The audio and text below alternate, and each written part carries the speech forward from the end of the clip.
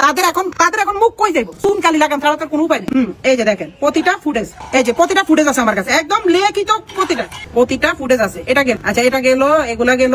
এই যে একটা সাক্ষী হিসেবে জাঙ্গো মাকতুম আছে। লাই আমার জীবনে অনেক বড় একটা কষ্ট দিবে, আমি জানি। বন্ধুত্বের মুখোশের আড়ালে লুকানো বিশ্বাসঘাতকতা। দেশের আলোচিত কন্টেন্ট ক্রিয়েটর তৌহিদ আফ্রিদির গ্রেফতার নাটক ঠিক তেমনই এক গল্পের জন্ম দিয়েছে। যাকে বন্ধু ভেবে আশ্রয় নিয়েছিলেন সেই রাহি নাকি গোপনে আফ্রিদির প্রতিটি পদক্ষেপের খবর বাইরে পাচার করেন শুরু থেকে। বন্ধুত্বের আড়ালে লুকানো বিশ্বাসঘাতকতার এক ভয়ঙ্কর চিত্র ফুটে উঠেছে কন্টেন্ট ক্রিয়েটর তৌহিদ আফ্রিদির গ্রেফতারের ঘটনায়। যাকে তিনি একসময় সবচেয়ে কাছের মানুষ ভেবেছিলেন, সেই ঘনিষ্ঠ সহযোগী রাহির হাত ধরেই নাকি শেষ পর্যন্ত পুলিশের হাতে ধরা পড়লেন তিনি। ইতিমধ্যে এই পুরো ঘটনাকে ঘিরে তৈরি হয়েছে চাঞ্চল্য। দয়া করে যারা আমার নামে মিথ্যাচার ছড়াইতেছেন, বিশেষ করে বিভিন্ন নিউজ চ্যানেলগুলো, আমার সম্পর্কে না জেনে না শুনে আমার কাছ থেকে আপনি তথ্য না পেয়ে মানুষের মানে সাধারণ একটা আন্দাজে কথার উপর ভিত্তি করে আপনার যারা আমার নিয়ে নিউজ বানাইতেছে, যেমন দূরবীন চ্যানেল নামের একটা চ্যানেল আছে, দূরবীন চ্যানেলের একটা লোক নিউজ করছে। তারপর আসসালামু আলাইকুম ওয়া রাহমাতুল্লাহি ওয়া বারাকাতুহু। যারা এই মুহূর্তে ভিডিও দেখছেন তাদেরকে অনুরোধ করব দয়া করে পুরো ভিডিও সম্পূর্ণ দেখবেন। সম্মানিত বন্ধুগণ, দর্শক শ্রোতা মণ্ডলী, এক কুলাঙ্গার আটক হয়েছে। মানুষরূপী এক মুখোশধারী ব্যক্তি, যার নাম হচ্ছে তৌহিদ উদ্দিন আফ্রিদি। প্রিয় দর্শক শ্রোতা মণ্ডলী, কন্টেন্ট ক্রিয়েটর ইউটিউবার ছিলেন তিনি। তার এই পরিচয়ের পিছনে ভয়ানক এক রূপ আস্তে আস্তে বেরিয়ে আসছে।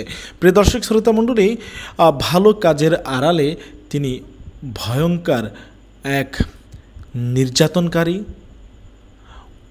অত্যাচারকারী।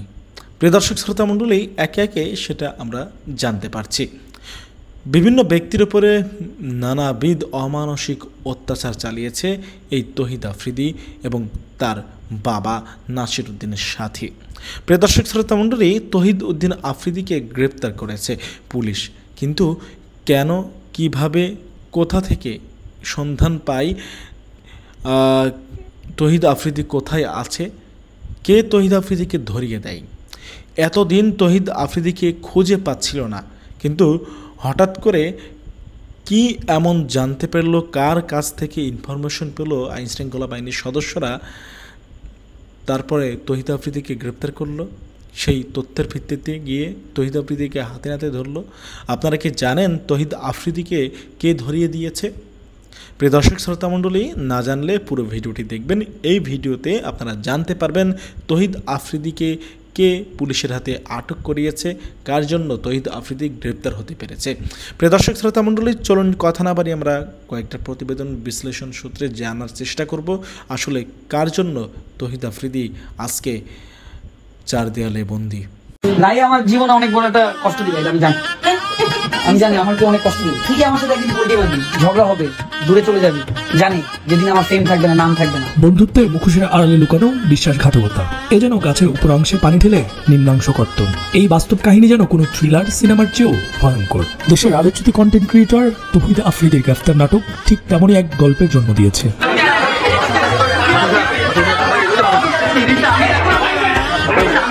আফ্রিদির বাবাকে গুলশান থেকে গ্রেফতার করার পরপরই তিনি অদৃশ্য হয়ে যান। জানা যায় তারপর তিনি পালিয়ে আশ্রয় নেন নোয়াখালীতে, তার এক সময়ের ঘনিষ্ঠ সহযোগী রাহির বাড়িতে। কিন্তু গল্পের মোড় ঘুরে যায় এখানেই। যাকে বন্ধু ভেবে আশ্রয় নিয়েছিলেন সেই রাহি নাকি গোপনে আফ্রিদির প্রতিটি পদক্ষেপের খবর বাইরে পাচার করেন শুরু থেকে। মনে মনে গুনগুন করে গাইতে থাকেন, বন্ধু তুমি, শত্রু তুমি। কিন্তু আমার একটা কষ্ট, আমার মনে হয় যে আসলে আমাকে সেম রাখি না কুল রাখি অবস্থায় আফ্রিদি যখন বিষয়টা আঁচ করতে পারেন, তখনই তিনি নোয়াখালী থেকে পালিয়ে আসেন বরিশালে। কিন্তু তখন যে অনেক দেরি হয়ে গেছে। বিশ্বস্ত সঙ্গী সেজে থাকা রাহি ইতিমধ্যেই দেশের একজন খ্যাতনামা সাংবাদিককে সব তথ্য ফাঁস করে দেন বলে জানা যায়।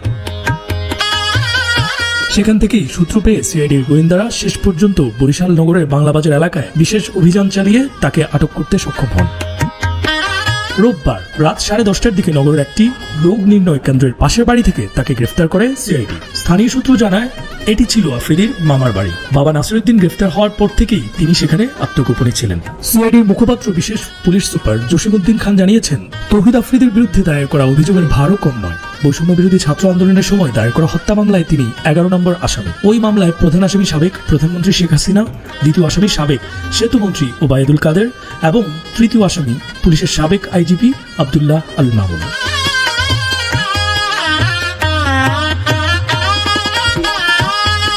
একই মামলায় আফ্রিদির বাবা মাই টিভির চেয়ারম্যান নাসিরুদ্দিন সাথীকে গত 17 আগস্ট রাজধানীর বনানী থেকে গ্রেফতার করা হয়। তিনি মামলার 22 নম্বর আসামি। মামলায় নামীয় আসামি করা হয়েছে মোট 25 জনকে, অজ্ঞাত আরও অন্তত 150 জনকে রাখা হয়েছে অভিযুক্ত তালিকায়। বন্ধু রাহির এই অপ্রত্যাশিত বিশ্বাসঘাতকতা আর সিআইডির গোয়েন্দা অভিযান সবকিছু মিলে যেন তৈরি হয়েছে বাস্তবের এক থ্রিলার,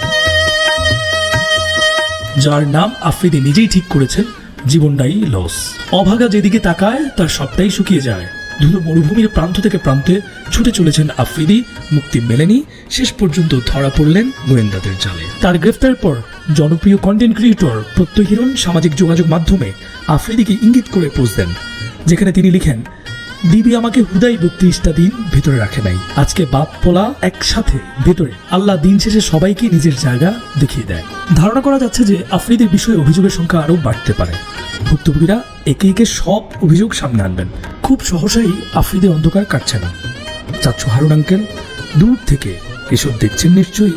ওনারে ধরে নিবে, তখন আমারে 7 দিন আগ থেকে সিআইডির আন্ডারে সিআইডি মানে তাদের চোখে চোখে রাখছে।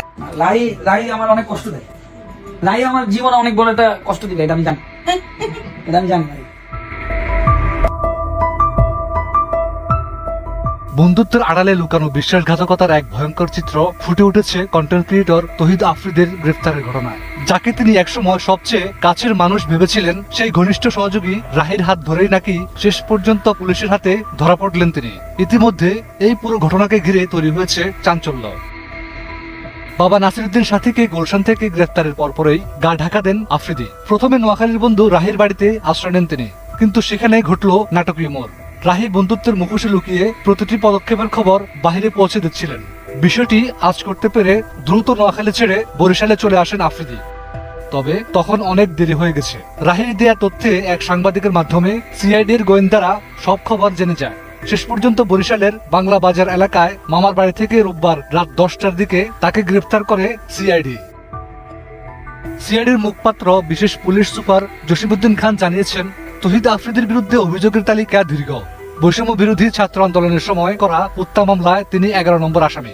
একই মামলা আফ্রিদির বাবা ও মাই টিভির কথিত চেয়ারম্যান নাসিরুদ্দিন সাথী 22 নম্বর আসামি হিসেবে গত 17 আগস্ট রাজধানীর বনানী থেকে গ্রেফতার হন। এই নাটকীয় গ্রেফতারকে কেন্দ্র করে সামাজিক যোগাযোগ মাধ্যমে চলছে তীব্র আলোচনা। যুক্তরাষ্ট্র প্রবাসী social activist Fatema Nazneen Priscilla এক পোস্টে রাহির বিশ্বাসঘাতকতাকে ব্যঙ্গ করে লিখেন, মোটা মানুষের বুদ্ধি কম, নিজে বাঁচলে বাপের নাম। এদিকে আটক হওয়ার পর থেকে তহিদ আফ্রিদির বিরুদ্ধে নতুন নতুন অভিযোগ আসতে শুরু করেছে। ভুক্তভোগীরা একে একে মুখ খুলছেন, অতীতের নানা ঘটনার ফিরিস্তিও সামনে আনছেন। বিশ্লেষকরা মনে করছেন, বিগত 16 বছরের দায়ভার এত সহজে শেষ হওয়ার নয়। এবার কড়ায় গন্ডায় হিসাব দিতে হবে আফ্রিদি ও তার বাবা নাসিরুদ্দিন সাথীকে। দয়া করে আমি একটা কথাই বলবো, যারা আমার নামে মিথ্যাচার ছড়াইতেছেন, বিশেষ করে বিভিন্ন নিউজ চ্যানেলগুলা, আমার সম্পর্কে না জেনে না শুনে আমার কাছ থেকে আপনি তথ্য না পেয়ে মানুষের মানে সাধারণ একটা আন্দাজে কথার উপর ভিত্তি করে আপনারা যারা আমার নিয়ে নিউজ বানাইতেছে, যেমন দূরবীন চ্যানেল নামের একটা চ্যানেল আছে, দূরবীন চ্যানেলের একটা লোক নিউজ করছে, তারপর দুই একটা নিউজ দেখছিলাম যারা নিউজ করতেছেন। এছাড়া যারা স্ট্যাটাস দিতেছেন তারা কিন্তু স্ট্যাটাসের মধ্যে একটা জিনিস লিখতেছেন, হয়তোবা কথাটা আছে, হয়তোবা সে নোয়াখালীতে রাহির বাসায়, বা সে নোয়াখালীতে কোনো জায়গায় যায়নি, তার সাথে আমাদের সাথে কোনো ধরনের যোগাযোগ না। আমি টানা একটা সপ্তাহ সিআইডির আন্ডারে ছিলাম। গতকালকে আমাকে বিকাল 3টা বাজে ছাড়া হয়েছে, এবং আমার মানে আমি যখন সিআইডির আন্ডারে গেছিলাম এবং আমি যখন দেখতেছি যে আমি দেখতেছি যে আমার অবস্থা খুবই খারাপ, আমার উপরে প্রচন্ড পরিমাণে চাপ আসতেছে। ভাই আমার টিমে তো আমি একা ছিলাম না, আমাদের তহিদ আফ্রিদি ভাইয়ের টিমে তো আমি একা ছিলাম না, আরো অনেকে আছে, সবাই আছে, কিন্তু সবচেয়ে বেশি ফেস করতেছে আমি, যেহেতু আমার হয়তো বা একজন মানুষ বেশি চিনে আমাদের অন্যান্য টিম মেম্বারদের থেকে, সবচেয়ে বেশি ফেস করছে আমি। কিন্তু সবচেয়ে বেশি ফেস করছে আমি এই বলে যে আমি তার সাথে জড়িত ছিলাম, এরকম কিছুই না।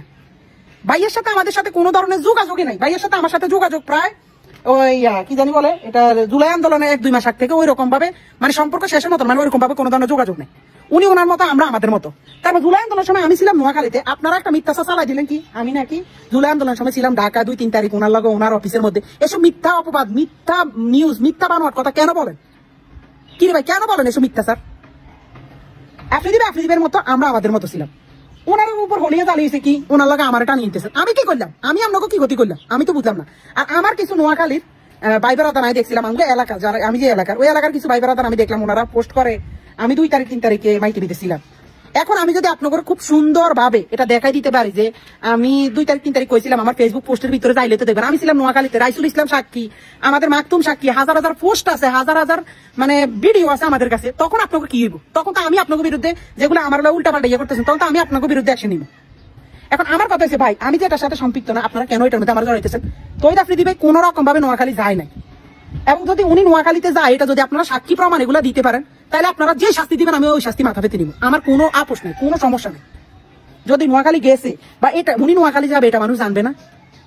মানে এত সহজ দুনিয়া। আমি আছি সিআইডির আন্ডারে আর উনি নোয়াখালী যে বসে আছে এটা আমিও জানি না, তাই নাকি? আমার কালরাও কথা হয়, কি কথা না কথা এটা কি সিএজি জানতো না? সবই জানতো। ওনার সাথে আমার লাস্ট কথা হচ্ছে 14ই মে, ওনার সাথে আমার সাথে লাস্ট দেখা হয়েছে ওনার জানুয়ারি 3 তারিখে, ওনার জন্মদিনের দিন। ওনার সাথে আমার লাস্ট আরেকদিন দেখা হয়েছে উনি যখন বিদেশ থেকে বাংলাদেশে আসছে তখন। তো দয়া করে এসব মিথ্যা ছাড়া আপনারা ছড়াবেন না, মিথ্যা নিউজ যেসব নিউজ চ্যানেলগুলো আছে দয়া করে মিথ্যা ছড়ায় না, মিথ্যা না ছড়ায় সঠিক করেন, দরকার আমার কাছে কোশ্চেন করেন, কোন সমস্যা না, আমি অ্যান্সার দিব, কিন্তু আপনারা না জানে না শুনে মিথ্যা ছড়াবেন না। ধন্যবাদ। আমি 2.5 বছর চুপ করেছিলাম। 2.5 বছর পরে আমাকে আজকে সকাল থেকে আমাকে মেসেজ করে এবং আমাকে মেনশন করে ইনবক্সের মধ্যে ইমেল করে পর্যন্ত মানুষ বলছে, সায়েম ভাই আপনার সাথে কি হয়েছে? সেই তহিদ আফ্রিদি 2.5 বছর আগে আপনার সাথে কি করছে আপনি সেটা একটু সবার সামনে প্রকাশ করেন। তো আমি বলতে চাই না, একরকম আমাকে ফোর্স করা হচ্ছিল যে ভাই আপনার সাথে কি হয়েছে আপনি বলেন। পরবর্তীতে আমি চিন্তা করলাম যে এত মানুষ যেহেতু বলতে বলছে এবং অনেকে অলরেডি বলে দিছে, তহিদ আফ্রিদির সাথে সবসময় যে থাকতো রাহি, তার সাথে এত ঘনিষ্ঠ সম্পর্ক, সে যেহেতু বলতে পারছে সত্য কথা, আমি কেন চুপ করে থাকবো? রাহিকে যা করা হয়েছে আমাকে কি তার চাইতে কম করা হয়েছে? কম করা হয় নাই। বাংলাদেশের অসংখ্য কন্টেন্ট ক্রিয়েটর আছে যাদের সাথে সেম একই কাজটা করা হয়েছে, এখন আমরা জানতে পারছি, আগে আমি জানতাম না। আমি শুধু আমার বিষয়টা আজকে লাইভের মধ্যে বলেছি বা ভিডিও মাধ্যমে আপনাদেরকে বলেছি, ওইটা আপনারা দেখেছেন। অসংখ্য নিউজ চ্যানেলের মধ্যে সেই ভিডিওটা তারা সুন্দর করে উপস্থাপনা করছে, সত্যটা তুলে ধরছে। তবে বাংলাদেশের কিছু নামগঠিত তথাগঠিত কন্টেন্ট ক্রিয়েটর আছে যারা এই সম্পূর্ণ সিরিয়াস ইস্যুটাকে ফানি ভাবে মানুষের সামনে প্রেজেন্ট করছে। আপনারা দেখেছেন যে এরকম একটা বিষয় যেখানে মানুষকে হার্ট করতেছিল আমার কথাগুলো, সেইখানে গিয়ে তারা এই জিনিসটাকে নিয়ে মজা করছে। যাই হোক, সেটা তাদের একান্ত ব্যক্তিগত বিষয়, তবে সব বিষয় নিয়ে মজা করতে নেই। বাই দ্য ওয়ে, তহিদ আফ্রিদির সম্পর্কে কে কতটুকু জানেন একটু কমেন্ট করতে থাকেন ভাই। আমার সাথে তার একটা ভালো সম্পর্ক ছিল, লাস্ট মোমেন্টে তার সাথে যখন আমার কথা হয় তখন তার সাথে আমার খুব ভালো একটা আন্ডারস্ট্যান্ডিং ছিল বা ভালো একটা রিলেশন ছিল। আমাকে সবসময় বলতো যে ভাই তোমার যদি কোনো বিপদ হয় আমাকে বইলো। তো আমি কোনোদিন তার কাছে কোনো সাহায্য এরকম ভাবে চাই নাই বা চাইতে হয় নাই। সো তহিদ আফ্রিদি আজকে গর্তে পড়েছে, অনেকে বলে হাতি গর্তে পড়লে চামচিকা এসে লাথি মারে। সো বিষয়টা এরকম হয়ে যাচ্ছে একরকম। সো আমার কাছে মনে হচ্ছে যে তহিদ আফ্রিদির আজকের এই দিনটা দেখে আমার সেই দিনটা মনে বাধ্য হয়ে পড়তে হবে। সেই দিন আমার সাথে যেটা করছে আমি কাউকে বলতে পারি নাই, কাউকে কোনোদিন আমি বলতে পারি নাই, আমাকে কে বলতেও বলে না এরকম ভাবে। সো আজকে যেন এই 2.5 বছর পরে এসে মানুষ আমাকে বলতেছে ভাই যা হয়েছে তাড়াতাড়ি বলো, এখনই সময় তোমার বলার। তখন আমি চিন্তা করলাম যে এখন কেন, আমি কদিন পরেও তো বলতে পারতাম। তবে না, মানুষ আমাকে আজকে বলতে বলবে, আর আজকে বলার পরেই যেন আরো নতুন নতুন অনেক অজানা তথ্য আমরা এখন জানতে পারছি যে আসলে তহিদ আফ্রিদি কে ছিল। আপনি আমি জানি না ভাই, আমরা সবসময় যাদেরকে অনলাইনের মধ্যে ফেরেস্তা হিসেবে দেখি, এরা কি আসলে ফেরেস্তা নাকি আজরাইল সেটা আমরা জানি না। আমাদের সমাজে এরকম অসংখ্য কন্টেন্ট ক্রিয়েটর আছে, মানবতা ফেরিওয়ালা, রিক্সাওয়ালা, ভ্যানওয়ালা, যারা প্রতিনিয়ত মানুষকে সাহায্য করছে, চাঁদাবাজি করে এসে মানুষকে সাহায্য করে, সে চাঁদাবাজির টাকা দিয়ে। আমার ফেসবুকের প্রতি কোনো মায়া নাই, ইউটিউবের প্রতি কোনো মায়া নাই ভাই। আমাকে দীর্ঘদিন আগেই একরকম ওই ডিবি অফিসের মধ্যে নিয়ে প্রায় 2 ঘন্টা 1 ঘন্টার মতো আমাকে আটকে রাখা হয়েছে। তারপর ওইখানে আমার চোখ বন্ধ করে হাতটাকে পিছের মধ্যে বেঁধে আমার সাথে যা করা হয়েছে সেটা আমি এইখানে আপনার মানে বলতে পারবো না ভাই, কখনোই বুঝাতে পারবো না। এখন ধরেন আপনাকে যদি আঘাত করে আপনি বলতে পারবেন সে আমাকে আঘাত করছে, তবে আঘাতের যে ব্যথা, তীব্র যন্ত্রণা, সেটা আপনি কখনো কাউকে বুঝাইতে পারবেন না। আমিও সেম একইভাবে বুঝাইতে পারি নাই, বুঝাইতে পারবো না কোনোদিন। তহিদ আফ্রিদি আজকে এই আচ্ছা সবাই আফ্রিদির বিরুদ্ধে এখন কমেন্ট করছেন, তবে 2 দিন আগে আমি এই আফ্রিদির পক্ষে কথা বলেছিলাম, কারণ ভালো কাজকে আমি ভালো বলেছি, মন্দ যেটা মন্দ বলতে হবে। আর আজকে যদি আমি না বলি তাহলে আমাকে রাজাকার ট্যাগ দেওয়া হবে, মানুষ বলবে যে তুমি সত্য কথা বলছো না, তুমি সবকিছু লুকিয়ে রাখছো। এই সাংবাদিক ইলিয়াস ভাই যে একটা এপিসোড আজকে করেছে ক্রাইম এডিশন, এটার মধ্যে আপনারা দেখেছেন যে তহিদ আফ্রিদি কি করেছে বা তার বাবা কি করেছে, সবকিছু কিন্তু ইতিমধ্যে প্রকাশিত হয়েছে। তো সেই ভিডিওটি দেখার পর মনে হচ্ছে যে আসলে আমরা যার সাথে চলেছি, যার সাথে ভালো সম্পর্ক ছিল, তার সম্পর্কে হয়তো আমরা অনেকে অনেক কিছু জানি না, যে অজানা তথ্যগুলো এখন আমরা জানছি।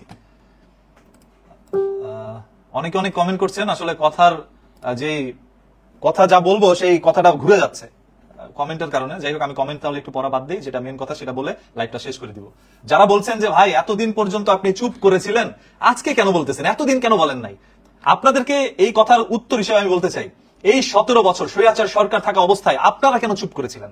আপনারা তো কেউ কোনো কথা বলেন নাই ভাই, আপনাদেরকে তো মারা হয় নাই, আমাকে তো মারা হয়েছে, তারপর তো আমি চুপ করে থাকছি। আপনারা কেন কোনো কথা বলেন নাই? আপনাদের কিসের ভয়? আমাকে তো ভয় দেখানো হয়েছে, আমি যদি বলি আমাকে গুম করে দিবে। আপনাদেরকে তো আর বলা হয় না আপনারা বললে গুম করে দিবে, তাহলে আপনারা কেন চুপ করেছিলেন? মানুষের সময় থাকে, মানুষ কথা সবসময় বলতে পারে না। তখন যদি আমি কথা বলতাম, আজকে আমি এখানে বসে ভিডিও করতে পারতাম না, হয়তো আমাকে আসলে গুম করে দিত। অনেক কষ্ট চাপা বুকের মধ্যে রেখেছি। আমি অনেক আগেই তহিদ আফ্রিদিকে মাফ করে দিচ্ছি, মন থেকে মাফ করে দিচ্ছি। ভাই, আমার সাথে একটা ঘটনা ঘটছে, আমি কি শিখেছি জানেন? আমাকে কেউ মেরে যদি আজকে রক্তাক্ত করে, একদিন তার রক্তের প্রয়োজন হইলে আমি গিয়ে তাকে রক্ত দিয়ে সাহায্য করব। আমি এটা শিখেছি, প্রতিশোধ আমি এইভাবে নিতে জানি। আজকে হাতি গর্ত পড়ছে, আমি তার অপকর্ম সবকিছু আপনাদের সামনে প্রকাশ করে দিব, দরকার নাই। ওটা প্রকাশ আল্লাহই করবে, আল্লাহর বিচার আছে ভাই। আপনারা দেখেন নাই বাংলাদেশের শেখ হাসিনা এত ক্ষমতাশালী, আজকে তার ক্ষমতা কোথায় গেছে? ক্ষমতা নাই। ক্ষমতা চিরস্থায়ী না। আজকে আপনার ক্ষমতা, কালকে আরেকজনের ক্ষমতা। ভাই, ক্ষমতা কখনোই চিরস্থায়ী থাকে না। আমাকে ডিবি অফিসের মধ্যে নিয়ে সর্বপ্রথম যেটা বলা হয় হ্যান্ডকাপ পরে, যে আমি নাকি জামাত শিবির করি, হুজুরদের পক্ষে কথা বলি। এই দেখেন আমার পিছনে কিন্তু এখন অলরেডি হুজুর আছে। সো হুজুর আমার সাথে থাকে, আমি তাদের সাথে চলতে পছন্দ করি। কেন পছন্দ করি জানেন? এরা সত্য কথা বলে, এরা ইসলামের দাওয়াত দেয়। আমার নবী যা করে গেছে এরা সবসময় আমাদেরকে শোনায়। আমি তাদের কাছ থেকে অনেক কিছু শিখি এবং সেইখান থেকে ছোট্ট কিছু কথা আপনাদের সামনে শেয়ার করি ইসলামিক বাণী হিসাবে, যেন আমার ভিডিওর মাধ্যমে অন্ততপক্ষে 2টা মানুষ ইসলাম সম্পর্কে একটু আইডিয়া পায়, তাদের একটু ভালো লাগে। এই হচ্ছে আমার কথা। এখন হুজুরদের সাথে চলা মানে যদি আমি জামায়াতের লোক হয়ে যাই, আমি শিবিরের লোক হয়ে যাই, এখন জামায়াতের লোক হওয়া মানে কি অনেক বড় অপরাধ? জামায়াত ইসলাম তো বাংলাদেশের মধ্যে এবার নির্বাচন করবে, ঠিক না? ভোট তো দিবে, অনেক মানুষ তাদেরকে ভোট দিবে। তাহলে এরকম একটা অপরাধী দলকে আপনারা কেন ভোট দিবেন? আপনারা কেন সমর্থন করছেন? আমি তো মনে করি না ভাই। কোনোদিন পুলিশ রাস্তার মধ্যে ধরে কোনোদিন সার্চ করেও দেখে নাই, কোনোদিন পুলিশ আমাকে রাস্তায় থামায় নাই, যার কারণে আমার সাথে তাদের কনভারসেশন হয় নাই। এতে করে আমি সবসময় ভেবেছিলাম যে পুলিশ যেহেতু, তাদের ব্যবহার ভালো হতে পারে। সো সবার ব্যবহার তারা এক না, অনেক ভালো পুলিশ আছে। তাদের মাঝখান থেকে ম্যাক্সিমাম গুলোর ব্যবহার এরকম, যেরকমটা আমার সাথে করা হয়েছে সেদিন। এখন যদি আপনারা বলেন এতদিন বলস না, এখন আসলে ভাইরাল হইতে তোর ভিউর দরকার আসছে। আচ্ছা, আমরা একটু নেট চলে গিয়েছিল, দুঃখিত। বিষয়টা হচ্ছে, আপনারা যারা যারা লাইভে যুক্ত আছেন, আজকের এই লাইভটা শেয়ার করে দেন এবং ডিটেলসে আরো কিছু জিনিস আপনারা যারা জানেন না সেগুলো আমি জানাবো। ডিটেলসে আপনারা পরবর্তীতে একটা ভিডিও পাবেন। সো যেইখানে ছিলাম যে আপনি এতদিন কেন বলেন নাই, এখন কেন বলতে আসছেন আপনার অনেক ভিউ দরকার। আমার ভিউর দরকার নাই ভাই, ভিউ জীবনে কম কামাই নাই। আজকে যে আমার এই টপিক আপনাদের সামনে উন্মোচন করে আমার ভিউ নিতে হবে, তোমার ভবিষ্যৎ অন্ধকার দেখা যাচ্ছে। আচ্ছা, শাকিল খান ভাই লিখছে যে আমার ভবিষ্যৎ অন্ধকার। আমার ভবিষ্যৎ আজীবন অন্ধকার ছিল, এখনো আছে। আর মানে যেটা গেছে পাস্ট, সেটাও অন্ধকারই ছিল। আমি অন্ধকারে জীবন কাটাই ফেলছি ভাই। মরার পর অন্ধকারই যাব, আপনার আলোকিত জায়গায় যায়। আমি মাটির ঘর অন্ধকারে যাইতে চাই, সেটা যেভাবেই হোক। যাক, আজকে আর ভয় পাওয়া লাভ নাই, যা বলার বলে দিছি, যা হওয়ার হয়ে গেছে।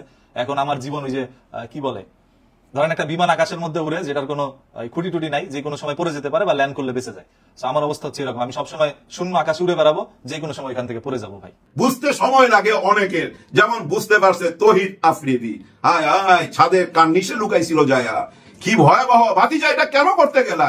ছাদের কার্নিশে কেন যাবা? ওখান থেকে পয়লা গেলে বাস্তা। হ্যাঁ, বোকা কোথাকার। ওর সাথে বুঝছেন, মনে হয় বেইমানি করছে ওরই লোক। ওর বাবারে যখন ধরছে না, তখন ও চলে গেছিল ওই নোয়াখালীতে। ওর সাথে একটা মোটা গাটা একটা ছেলে থাকে না, অনেক ভাইরাল হয়েছে ওর বাড়িতে। ওই ছেলে বোধহয় কোনো সাংবাদিকরে বইলা দিছে, তখন ওই নোয়াখালীর থেকে আবার আইসা পলাইছে। প্রেগনেন্ট কিন্তু তার বউ। ওই বউকে নিয়ে মামার বাড়িতে, বরিশালে মামার বাড়িতে এসে পলাইছে। এখানে আশেপাশে কেউ টের পায় নাই, একদম গোপনে ওইখানে বসবাস করতেছিল। কিন্তু কেন 1 বছর আগে ধরলো না, 1 বছর পরে কেন, এটা আপনাদেরকে বুঝতে হবে। ভাতিজা, এখন জেলে বৈশা বৈশা তোমাকে এটা চিন্তা করতে হবে কি কি ভুল করছো। 1 বছর তো সময় পাইছি না, ক্ষমা চাওয়ার সময় পাও নাই। অনেক ভুলভ্রান্তি করছো তো। হায় হায়, তোমার ঠাপের ঠেলায় অনেক ইউটিউবারের বুঝছো 12টা বেজে গেছিল, অনলাইনে আইসা কান্নাকাটি করতো। কারণ ওই যে তোমার হারুন আঙ্কেল ছিল, ওই হারুন আঙ্কেলের ক্ষমতায়, আর ওই হারুন আঙ্কেলকে তুমি কি কি উপহার দিছো, এগুলা কিন্তু বাইর হয়ে যাবে এখন। হ্যাঁ, যেহেতু 5 দিনের রিমাইন্ডার আসো, বাইর হয়ে যাবে। তুমি কিন্তু ক্ষমতা ভোগ করছো ভাতিজা। হ্যাঁ, ক্ষমতা ভোগ করছো। তোমাদের ওইখানে তো একটা ইন্টারভিউ দিতে গেছিলাম, তখন দেখছি হায় হায়, তোমার বাবার অফিস কি অফিস তো না ভাই, একেবারে স্টেডিয়াম বিরাট বড়, এবং দেহরক্ষী 5-6 জন লয়ে চলে, মাল মশলা সহকারে। টিভি চ্যানেলের ভিতরে এই অবস্থা কেন ভাতিজা? টিভি চ্যানেল ভিতরে পাহারাদার লাগে, কি এমন হয়ে গেছে তোমার বাবা? তোমার বাবা কি কারো শত্রু যে এই অবস্থা?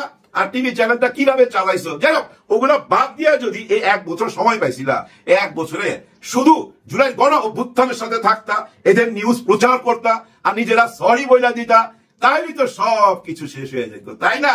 কিন্তু তা না কইরা তোমরা ভালো ভালো খাচ্ছ, ভালো ভালো কাপড় জামা পরতেছো, এরকম অনুষ্ঠান ভাইরাল করতেছো, মিডিয়াতে দিতেছো, এবং এর মধ্যে তুমি আবার ওই যে 32 ভাঙা, আবার 15ই আগস্ট তোমার মাথার মধ্যে নাকি ভূত চাপছে। ওই 15ই আগস্টের সঙ্গে তুমি আবার জড়াইয়া গেলা।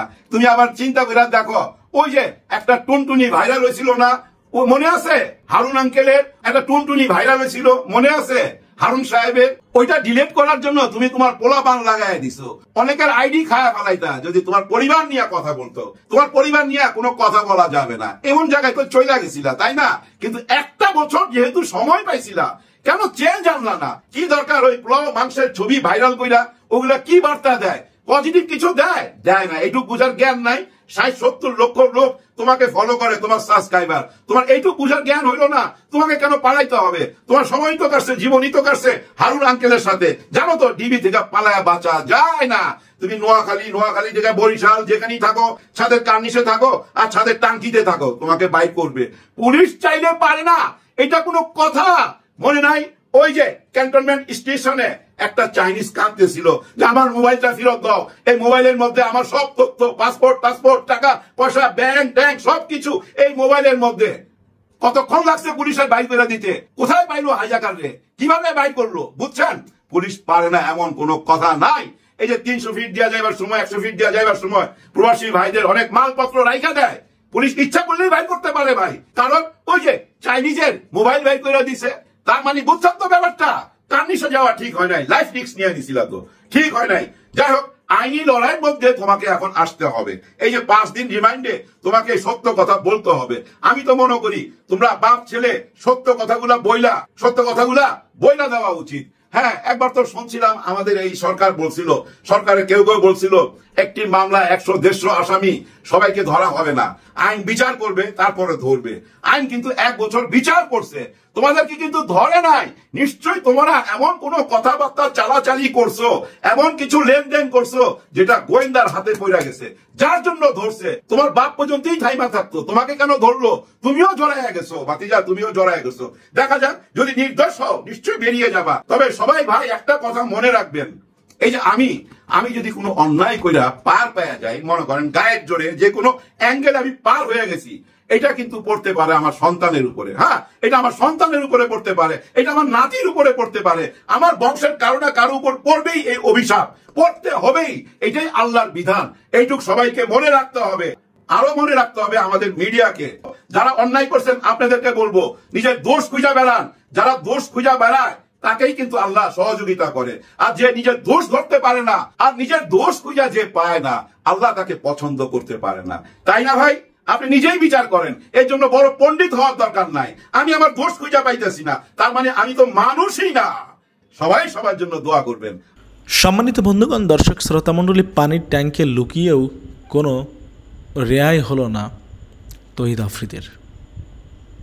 আপনারা দেখেছেন হয়তো যে বাসার ছাদে পানির ট্যাঙ্কের ভিতর লুকিয়েছিল এবং সেখান থেকে আইনশৃঙ্খলা বাহিনীর সদস্যরা তহিদ আফ্রিদিকে গ্রেপ্তার করে টেনে হেঁচড়ে নিয়ে যায় বাসা থেকে বাইরে বের করে।